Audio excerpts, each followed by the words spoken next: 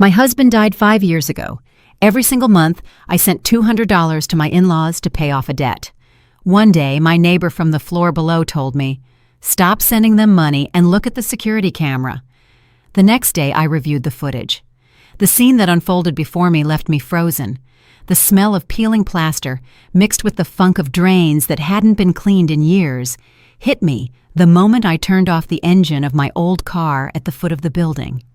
This old brick tenement had survived in the heart of Chicago for more than 70 years, just as worn out and decrepit as the people slowly wasting away inside it.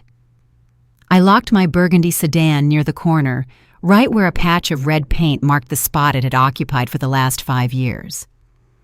Today was the 5th of the month, the day when I, Keisha, a 32-year-old widow, had to fulfill the obligation of paying my late husband's debt. 5 floors, no elevator. I adjusted my purse. My hand unconsciously brushed against the bulging envelope in the inside pocket. $200. An insignificant amount for the rich, but a sixth of my meager salary. Money for Malik's milk, for his tutoring, for his basketball league fees. 5 years ago, so that Marcus could go work in the oil fields of North Dakota, his parents withdrew all their retirement savings, a total of $12,000, and gave it to him. The day Marcus died, his mother pointed a finger at me, accusing me that, because of me, her son had to leave home only to end up losing his life, leaving them, 2 elderly people, empty-handed. She forced me to assume the responsibility of paying back that amount, divided into $200 a month for 5 years. I gritted my teeth and accepted, considering it the last gesture of love toward my husband and a way to have peace to raise my son. The stairwell was a dark, deep well, barely lit by weak rays of sun filtering through the dirty glass of the air shaft. The echo of my footsteps rang out on the worn tiles.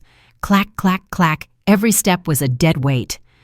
On the first floor, the superintendent always had the radio blasting. On the second, the smell of burnt red beans escaped from a communal kitchen. On the third, a young couple was arguing loudly about the rising electric bill. When I reached the fourth, the silence became almost total, and the fifth, where my in-laws lived, was a world apart, possessing a creepy stillness. I stopped on the landing of the 5th floor, wiping the sweat from my temples. My chest felt tight, and my heart was pounding hard, not just from the effort, but from the vague sense of unease that always invaded me in front of that iron door painted a peeling blue. Apartment 504, Marcus's parents' house. I knocked 3 times with sharp, clear raps. Knock, knock, knock. Silence. I knew they were home. They never went anywhere. Elijah, my father-in-law, suffered from arthritis, and Viola, my mother-in-law, always complained of headaches and dizziness. Both lived like shadows in that 600-square-foot apartment with the blinds drawn and the door bolted tight day and night. I knocked again, louder this time. "Pop, Mom, it's Keisha." Almost a minute passed until I heard the shuffling of slippers inside. The sound of the deadbolt sliding back was dry, like the cracking of an old man's bones. The door opened just a crack, barely enough for a wrinkled and grumpy face to peek out. It was Viola. She was a little over 60, but looked much older. Her eyes, sunken and surrounded by dark circles, always looked around with suspicion, as if she feared someone would steal her soul. She didn't open the door all the way. She kept the security chain on, creating a cold barrier between her world and mine. "Is that you?" Her voice was hoarse, lacking emotion. "Yes. Hi, Mom. I'm here to bring this month's money." I tried to keep a smile, though I felt my face muscles stiffen. "Ah, give it here," she said curtly. I opened my purse hurriedly and took out the envelope I already had prepared. I offered it with 2 hands through the narrow opening. "Here is this month's $200 so you can buy your medicine." Viola reached out a bony hand crossed with blue veins and snatched the envelope with the speed of a bird of prey. Without counting it or looking at it, she stuffed it directly into the pocket of her housecoat. The gesture was so automatic and decided that I felt like a stranger in debt, not her daughter-in-law. "Is Malik okay?" she asked without looking me in the eye, shifting her gaze toward the stairs behind me, as if watching to see if someone was coming up. Yes, he's doing great. He doesn't stop asking about his grandparents. This weekend, if you want, I can bring him over to spend the day with you. I've almost finished paying the debt. I'd like you to be more comfortable with him." Upon hearing that, Viola's face soured, and she waved her hand nervously. No, your father is doing bad with his leg, and I have a headache. A child in the house is too much ruckus. We aren't up for noise. Finishing the payments is your business. We'll call you when we're feeling better so you can bring him." The same excuse as always.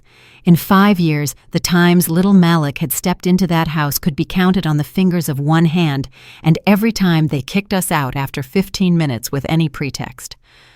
"Okay, well, maybe another time." I lowered my head, swallowing the bitterness rising in my throat. "Go on. Leave now. Standing in the draft, you're going to catch a cold, and then it's worse." Saying this, Viola slammed the door shut. The deadbolt sounded with a definitive click. I stood there planted, looking at the cold and impersonal iron door. Not an invitation to come in, not a glass of water. I pressed my ear to the door, hoping to hear my father-in-law's voice, or at least the sound of the television. Any normal noise of an inhabited house. But no. Inside reigned absolute silence. A terrifying silence. As if that house were a giant tomb devouring any sound of life. The wind sneaked through the stairwell, chilling my back. I shivered and pulled up the collar of my jacket, turning around to go down. My heart felt heavy. "Marcus, you left and stuck me with this debt. I've almost finished paying it. Why are your parents still so cold to your son and me?" The question floated in my mind, getting lost in the void of the dark staircase. I didn't know that in the precise instant I turned around, a pair of eyes was watching me through the cracked blind, a look that wasn't that of an old man, but one sharp and calculating. I went down to the courtyard feeling like I was escaping an airless basement. The afternoon sun, a pale yellow, filtered through the branches of the trees, drawing spots of light on the concrete ground. The atmosphere of the courtyard contrasted with the stillness of the 5th floor.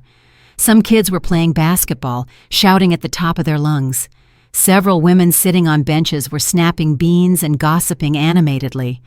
I was heading toward my car, ready to start it to go pick up my son, when a wrinkled but firm hand grabbed my wrist. "Keisha, is that you, baby?" I turned, startled. It was Miss Hattie. She had been the president of the tenant association back in the day, and although she was retired, she kept that air of authority and the taste for knowing everything. She was sitting on a stone bench, fanning herself with a piece of cardboard, and looking at me intently with narrowed eyes. "Yes, hi, Miss Hattie. Enjoying the breeze?" I greeted her politely. Miss Hattie didn't answer my trivial question. She made me sit beside her and looked around as if she feared someone would hear her. Then she leaned close to my ear and whispered with an air of mystery. "Did you go up to pay the debt to those two again?" It surprised me she knew about such a private family matter, but I nodded. Yes, today was payment day. Miss Hattie clicked her tongue and shook her head with an expression of compassion mixed with certain fear. She lowered her voice even more. "Poor thing, working like a mule to support people who don't deserve it. Listen to me good. Next month, don't give them a single cent." I frowned, not understanding her. Miss Hattie was known for being a gossip, but she wasn't a bad person who would incite children to be cruel or not pay their debts. "Why do you say that? I only have a couple of months left. It's for the $12,000 Marcus borrowed to go to North Dakota. I have to fulfill my obligation." Her hand squeezed my arm tightly. Her eyes opened wide, staring at me, and her voice, though trembling, pronounced every syllable with hardness. They say around here that the dead sometimes ain't that dead. A chill ran down my spine. I got goosebumps. Miss Hattie's words were like a blast of freezing air from the beyond in broad daylight. "What are you saying? My husband died 5 years ago. We have the death certificate. We even brought his ashes back." She interrupted me with a wave of her hand. "I ain't talking about ghosts. I'm talking about flesh and blood people. Haven't you noticed? That house is quieter than a church during the day, but around 1 or 2 in the morning you hear noises. One night I couldn't sleep. I went out on my balcony to smoke a cigarette and saw the shadow of a man going up to the 5th floor. The way he walked looked real familiar to me. Real familiar. My heart started to beat hard. Yes, that way of limping with the shoulder dropped a little, just like Marcus after he broke his leg in that motorcycle accident. And the strangest thing is that whenever you come to bring the money, that same night or the next, that shadow appears. I stood paralyzed, my mind blank. Marcus died in a work accident in North Dakota. A representative from the contracting company brought us the urn with his ashes. Surely you're mistaken. Your eyesight isn't what it used to be. I tried to find a logical explanation, but my own voice was trembling. Miss Hattie shot me a sharp look. I'm old, but I ain't senile. Besides, I saw him. He was wearing a cap pulled down to his eyebrows and a face mask. If he was a thief, he'd be lurking around. But this one took a key out of his pocket and opened the door like it was his house. If you don't believe me, that's your problem, but listen to me and check it. On the landing between the 4th and 5th floor, the building management just installed a security camera for robberies. Ask someone with connections to get you the footage. Saying this, Miss Hattie let go of my arm and went on fanning herself as if nothing happened. I got up with trembling legs and walked toward my car. My head was a whirlwind. Miss Hattie's words echoed inside me. Not that dead. Walks with a limp. Opened the door like it was his house. I put the key in the ignition with shaking hands. A vague but overwhelming fear began to take over me. If Marcus was alive, why had he let me carry this enormous debt for 5 years? The streets of Chicago at rush hour were chaos, but I felt completely detached from all that. In my head, a movie was repeating in slow motion, connecting fragmented memories of the last 5 years. I remembered the visits to my in-laws. Why did Viola always demand the money with such hardness? The $12,000 were their retirement savings. They didn't need it immediately. Why did they insist I pay them $200 every month without missing a cent? Their combined Social Security checks totaled almost $2,000. Living where they lived, it was more than enough for 2 elderly, austere people. What did they need $200 more in cash for every month? To save or to support someone? Once last summer, in infernal heat, I brought them a bag of oranges. When Viola opened the door, I saw out of the corner of my eye that inside the house the blinds were completely drawn. They didn't have air conditioning or the windows open. How did 2 old people stand the heat like that unless they were trying to hide the presence of someone else? "Mama, Malik is waiting for you." The high-pitched voice of my son brought me back to reality. I had arrived at the gate of his school. The boy ran toward me, sweating. I hugged him, feeling a knot in my stomach. Malik's father. The day I received the news of Marcus's death, I fainted several times. Viola only repeated that he had gone to seek a better future for the family. Now that he's died, we're left with nothing and with debts. You are his wife. You have to take charge. For the love of my son, so he wouldn't lose his grandparents, I accepted working without rest to pay the debt. But what if what Miss Hattie said was true? The idea made me swerve, almost crashing into a car coming in the opposite direction. "Mama, are you okay?" asked Malik, scared. "Yes, baby, it's nothing. I'm just a little tired." When we got home, after making dinner and putting my son to bed, I sat in front of the computer. The screen glowed, but I couldn't concentrate. I opened a drawer and took out my budget notebook.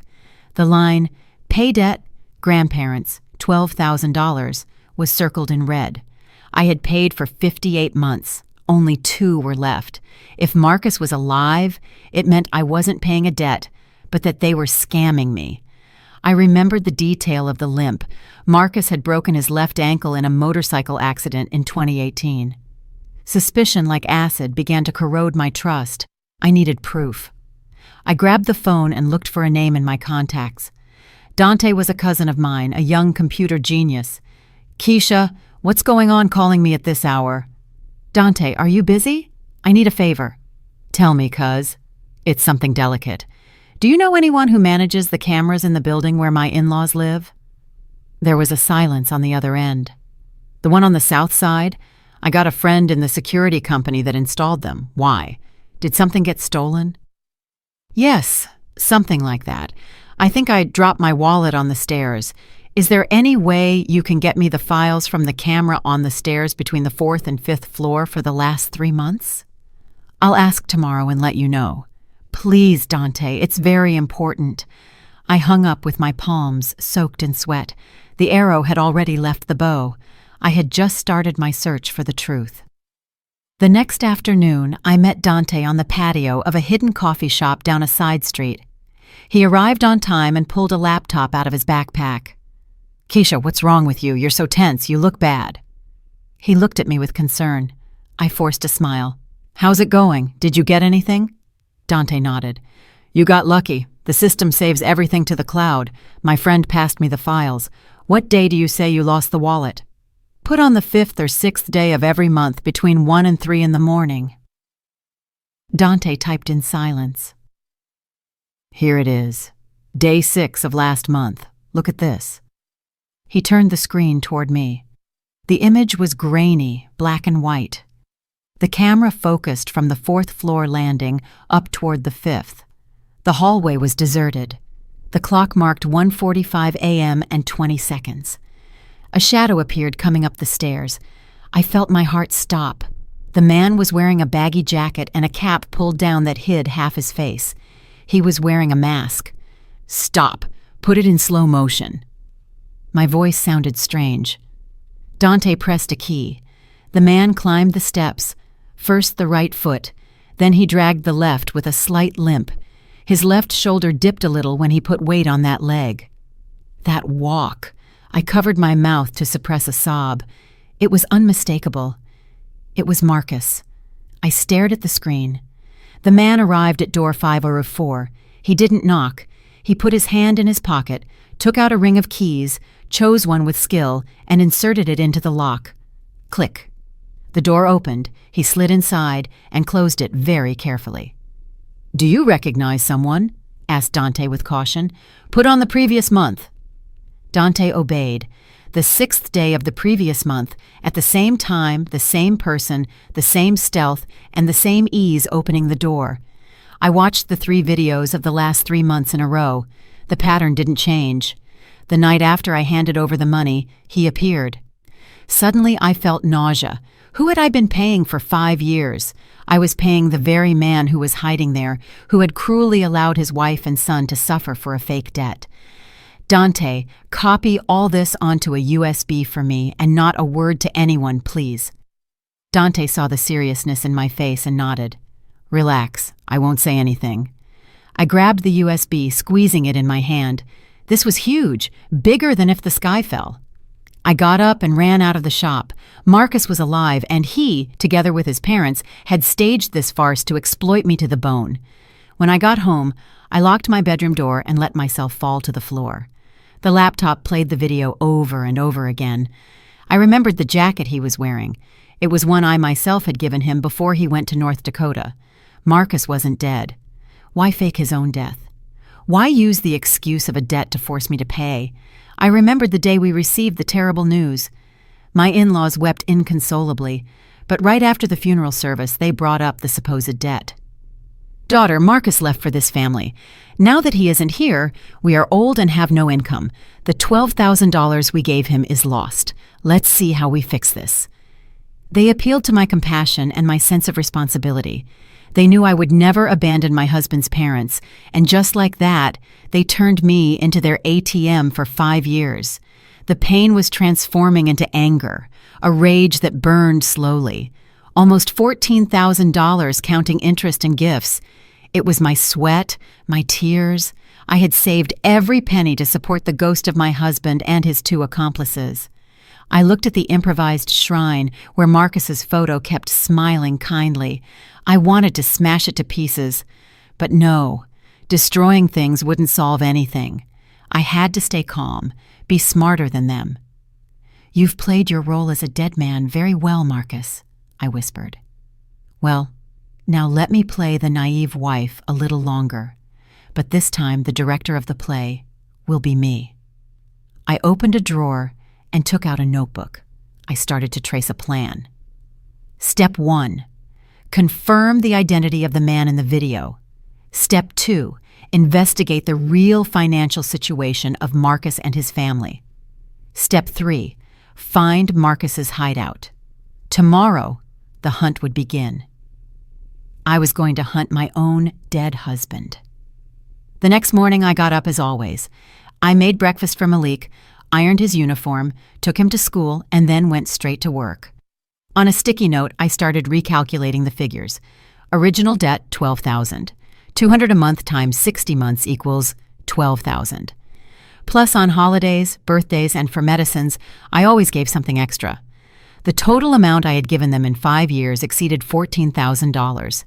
Think how I could have changed my life and my son's. And instead, I had thrown it into that bottomless pit on the 5th floor. I sent a message to Dante. Investigate if there are strange movements in my father-in-law's bank account. I suspect the money I give them isn't used to live or pay any debt. Dante replied, That's complicated because of data protection, but I can try indirectly. Give me some time. I put the phone away. I needed to get closer. An idea crossed my mind. If he came back home to collect the money I had just delivered, did he need it for something, or did he live off it? That afternoon, I left work early and went by my in-laws' building. I parked the car and sat on a bench pretending to rest. Well, look who it is, Keisha. A shrill voice called me. It was Mrs. Jenkins, the neighbor from the 4th floor. Hi, Mrs. Jenkins. I was passing by and came up to see how the grandparents were doing. Mrs. Jenkins sat next to me. You're so good, child, paying your husband's debt for so long. By the way, are they okay lately? It's just that every night I hear a tremendous ruckus upstairs. Ruckus? What kind of ruckus? Well, that at late hours of the night I hear strong footsteps on the ceiling like a young man, and sometimes I hear the toilet flush at 2 or 3 in the morning. My heart sped up. Must be my father-in-law. With the pain in his leg, he walks more clumsily, I improvised. Mrs. Jenkins made a face. Pain in the leg, my foot. And another strange thing. Those two are stingier than anyone, always complaining they were left without money because of what happened to your husband. But lately, every night, I see your mother-in-law go down with a huge black trash bag. The other day, out of curiosity, I looked and saw pizza boxes and beer cans peeking out. What are 2 old folks doing eating those things?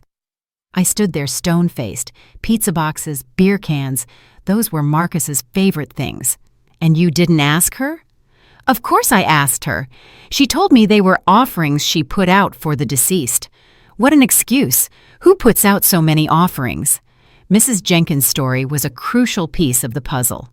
Marcus not only went to the house for money, but he probably lived there, spending the money I earned with the sweat of my brow. 2 days later, I decided to act. I went to a department store and bought a high-end foot massager. I chose 8 o'clock at night for my visit. I climbed the 5 floors carrying the bulky box. In front of door 504, I sharpened my hearing. Inside, the television and voices could be heard. Eat, son. Eat while it's hot. Your wife just brought the month's money, so spend without fear. It was Viola's voice. Relax, Ma. I got it all under control.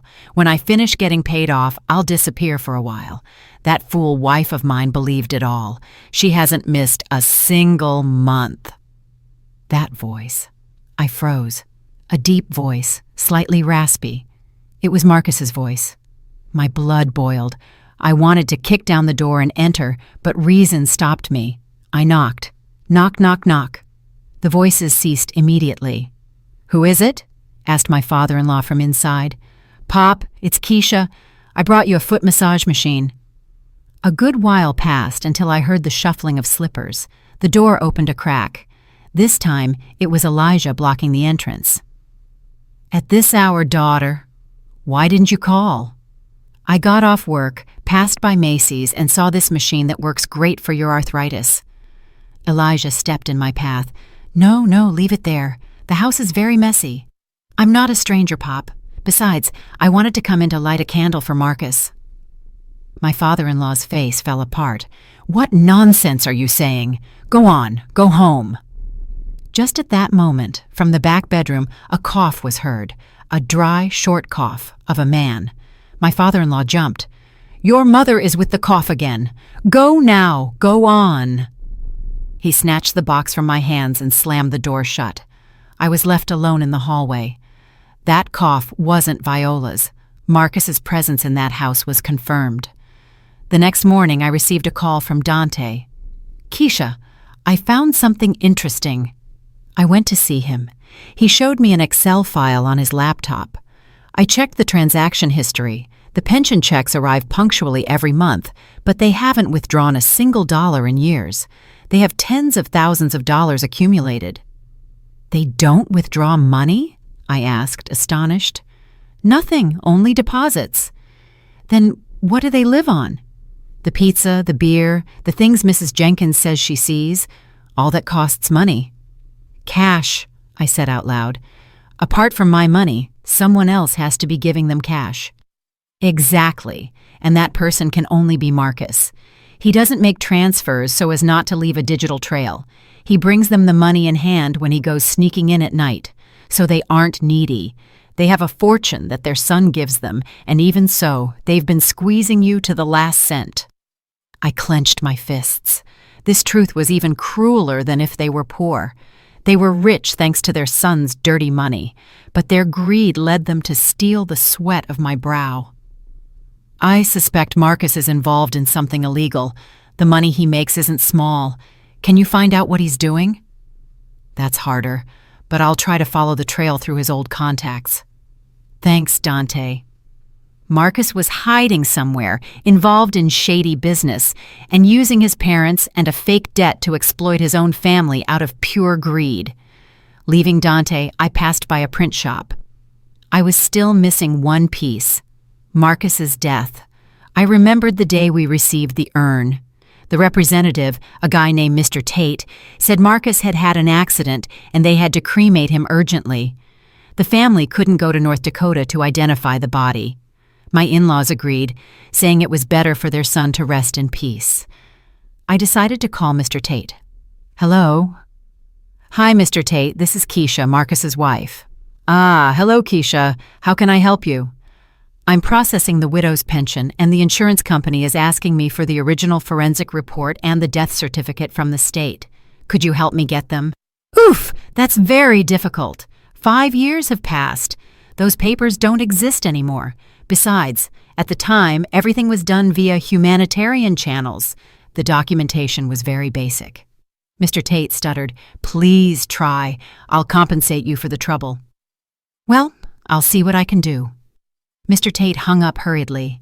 His attitude confirmed my suspicions.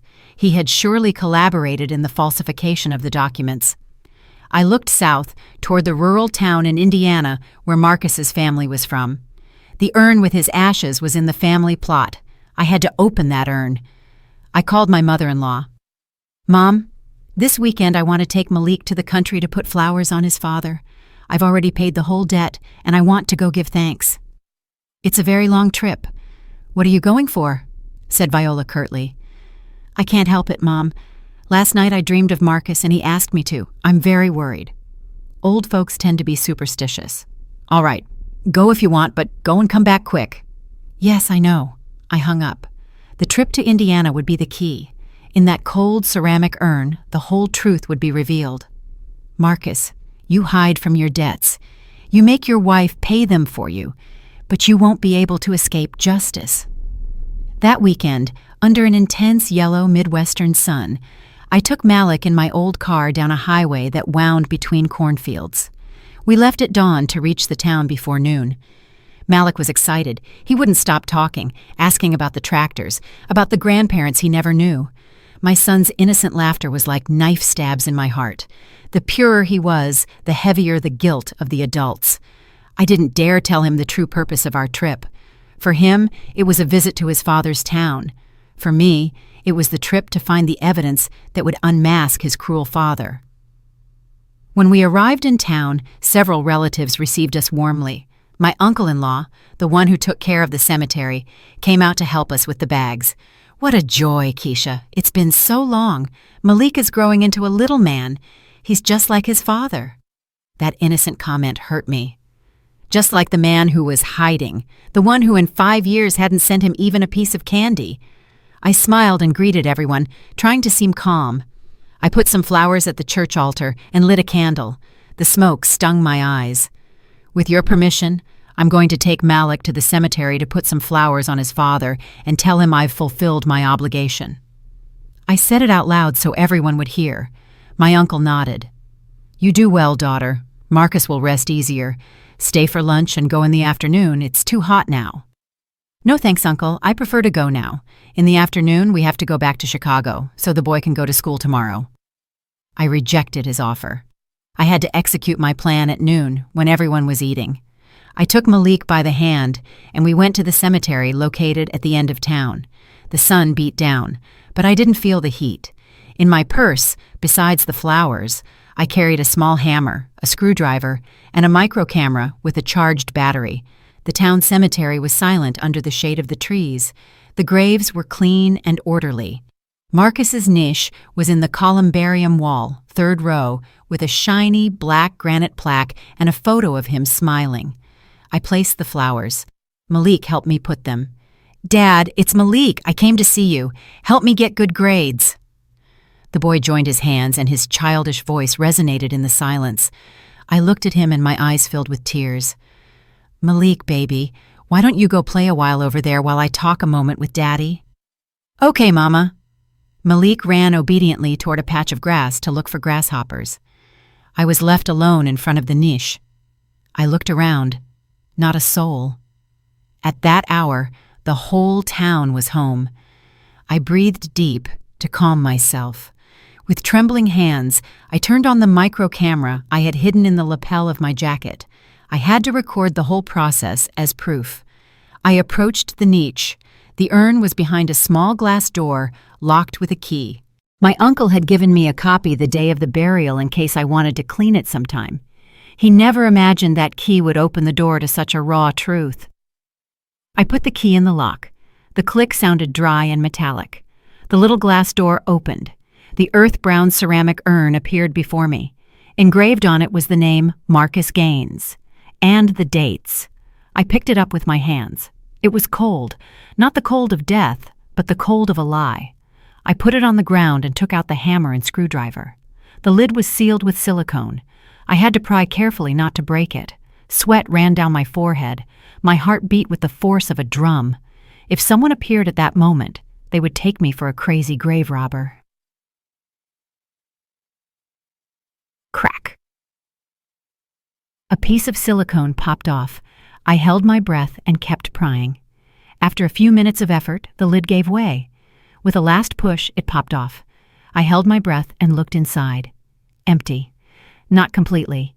At the bottom, there was a layer of dust and several construction stones the size of a child's fist. No ashes, no bone fragments, nothing that resembled the remains of a cremated human body. My legs failed me. I let myself fall to the ground, staring at those inert stones. Even though I expected it, seeing the truth with my own eyes was a shock. For 5 years, the whole family had been venerating a handful of rubble. For 5 years, my son and I had prayed to some rocks. It was a macabre joke of infinite cruelty. I grabbed the camera and recorded the interior of the urn, focusing on every stone, every speck of dust. While I recorded, I spoke with a choked but firm voice. Today, May 15th, 2024, I, Keisha Van, wife of Marcus Gaines, have opened my husband's funerary urn in the cemetery of his hometown. Inside, there are no ashes, only stones. This is the proof that Marcus's death was a fraud. When I finished, I put the stones back in the urn. I closed it and sealed it with strong glue I had brought. I did it all quickly, without leaving a trace that the urn had been opened. I returned it to its niche and locked the little glass door. Everything returned to its normal appearance, but my insides were a raging sea. "Mama, I caught a giant grasshopper," yelled Malik from afar. I dried my tears in a hurry. I fixed my clothes and smiled to receive him. "That's great, champ. Let's go now, it's too sunny." I took him by the hand and we left the cemetery. Behind my back, the fake tomb remained standing. a monument to the deception of my husband's family. But it wouldn't remain standing for much longer. I swore it to myself. We ate something quick at my uncle's house and left for Chicago with the excuse that Malik had a stomachache. On the way, I stopped at a roadside motel to rest. In reality, I needed a quiet place to review the video and think about my next step. In the room with Malik asleep, I connected to the Wi-Fi and started searching Facebook for Marcus's old contacts. I remembered he had a group of friends he always went drinking with. The closest was Darius, who they nicknamed Buzzard. The day of the funeral, Darius cried inconsolably. He even took my hand and told me not to worry, that he would take care of me and the boy. But afterwards, he disappeared. I searched his name, found his profile. His photo was of a big motorcycle. I went onto his wall. He constantly posted photos of parties, in bars and clubs. I reviewed his latest posts. A photo caught my attention, Darius raising a mug of beer on a patio. On his left wrist, he was wearing a watch with a metal band and a blue face. I zoomed in on the photo. My heart raced. A Seiko Sports with a blue face. It was my wedding anniversary gift for Marcus.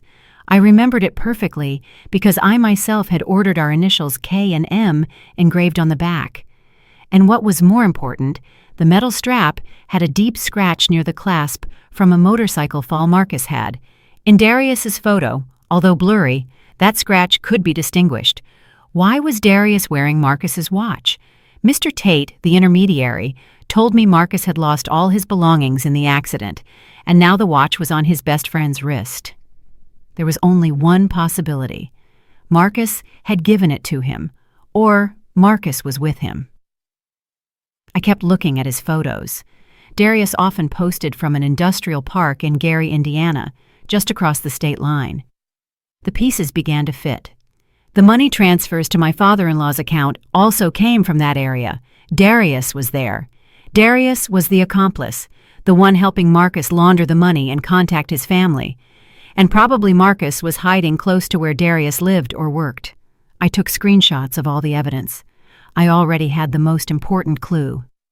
Darius Buzzard was the key to finding Marcus's lair. When I arrived in Chicago, I sent all the information about Darius to Dante. Investigate this guy urgently. His name is Darius. He's Marcus's best friend. I suspect he's hiding him. Find out what he does, where he lives, where he moves.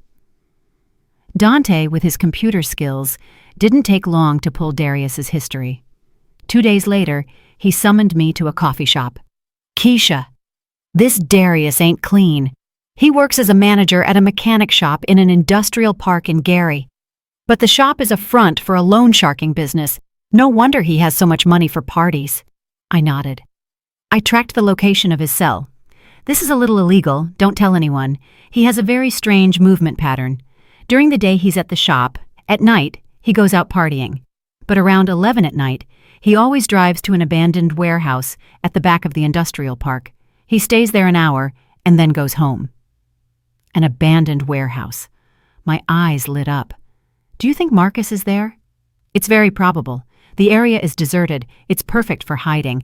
Besides, I checked traffic cameras in the area and saw that Darius's car usually carries bags of food and other supplies when he goes in that direction. It's him. Marcus is in that warehouse.